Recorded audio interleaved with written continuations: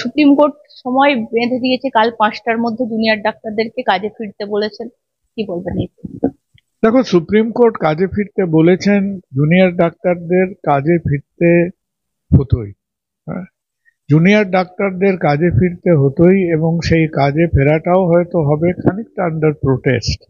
কারণ আমরা সেই জিনিসটার বারবার একই জিনিস পুনরাবৃত্তি করতে চাই না।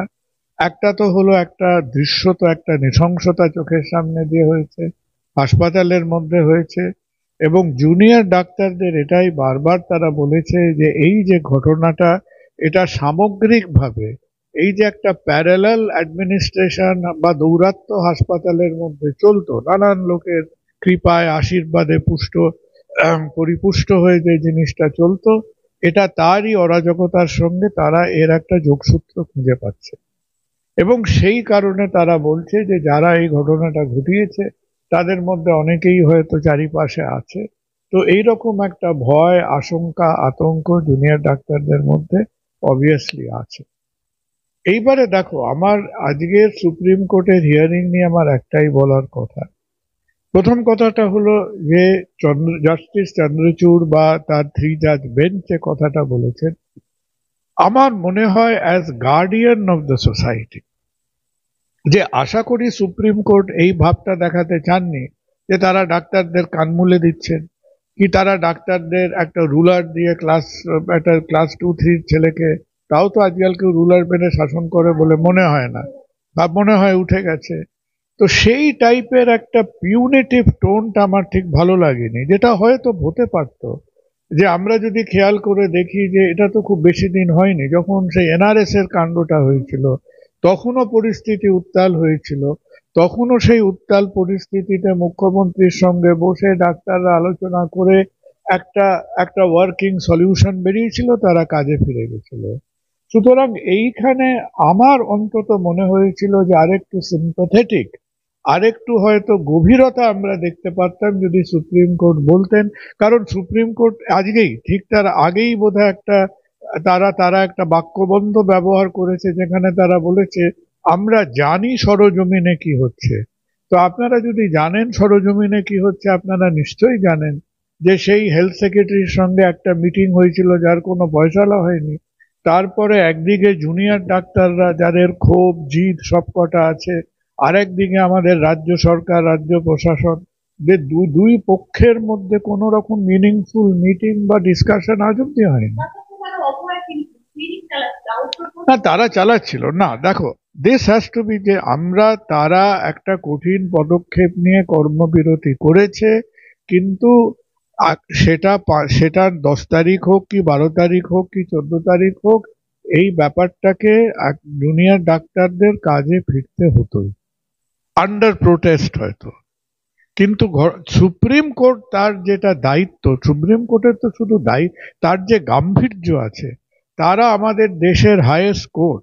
তো সুপ্রিম কোর্ট যদি একটা সময়সীমা নিয়ে বলতো যে আমাদের আমাদের ডাইরেক্টিভ হচ্ছে যে এই সময়ের মধ্যে একটা সাবস্ট্যান্সিয়াল দুই পক্ষের মধ্যে আলোচনা হোক, এবং আলোচনার পরে আপনারা এই কাজটার আপনারা আপনাদের কর্মবিরতি তুলুন, যেটা তুমি দেখবে নানান ইন্ডাস্ট্রিয়াল অ্যাক্ট ফ্যাক্টেও একই কথা, আলোচনা হোক।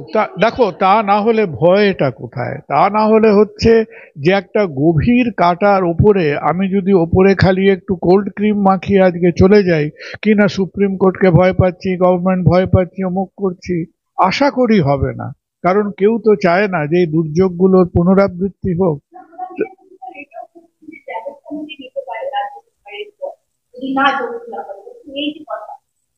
দেখো, আমি এখন যে বলার সে কথাটা বলেছে, কিন্তু তার প্রথমত উইদাউট কনসালটেশন খানিকটা ঠেলে কাজে ফিরিয়ে দেওয়াটাকে খুব একটা, সেখানে যেন মনে হচ্ছে যে as a guardian of the society কোথাও একটা মমত্ববোধের একটা অভাব আমার মনে হয়েছে। আর ওনারা যে বলেছেন যে আপনারা এই সময়ের মধ্যে কাজে ফিরে যান, সেইটাই দ্যাট ইটসেলফ ওয়াজ এনাফ।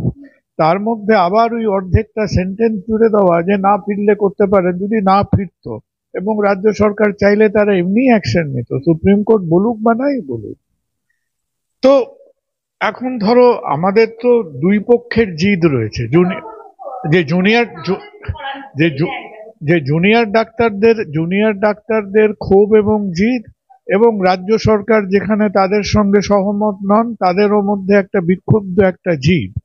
এই জেদাজেদির মধ্যে যদি আমরা এটাকে এখন এই এই হ্যাট্রিকটা কমপ্লিট করি, যে এর মধ্যে একজন জেদি চিফ জাস্টিস এসে বসলেন, সেটা কি আমাদের আমাদের এই একটা প্রপার সোশ্যাল সলিউশনের দিকে আমরা এগোচ্ছি? এখন দেখো, সেটা সেটা বেঁধেছে, সেটা তারা বেঁধেছেন।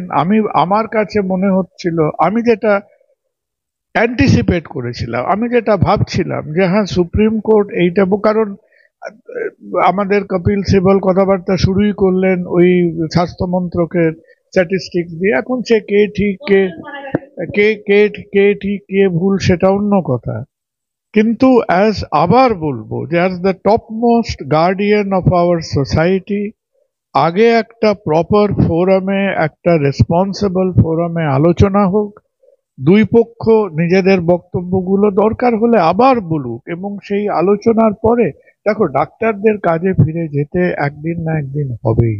যত সময় যায়, যে কোনো ডাক্তার কেন্দ্রিক আন্দোলন সময় আমাদের বন্ধু নয়, যত সেটা দীর্ঘায়িত হয়, টাইম গোজ এগেনস্ট আস, এটা আমাদের বুঝতেই হবে।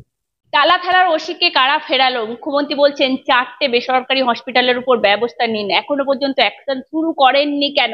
মুখ্যমন্ত্রী এটাই বলছেন। আমার সঙ্গে রয়েছেন বিশিষ্ট চিকিৎসক কুণাল সরকার, স্যারের সাথে কথা বলবো। স্যার বলছে টালা থানার ওসিকে কেন চিকিৎসা করা হলো না, বেসরকারি হসপিটালের বিরুদ্ধে টেক অ্যাকশন। কথা বলতে, আহ, রোগী ফেরানো, এখন এই পরিস্থিতিটা খুবই গন্ডগোলের, and it's a very delicate situation। কিন্তু কোনো হাসপাতাল কোনো পরিস্থিতিতে যদি সত্যি কেউ অসুস্থ হয়ে থাকে, তাকে ফেরানোর কোনো রকম এখতিয়ার কোনো হাসপাতালের অ্যাকচুয়ালি নেই।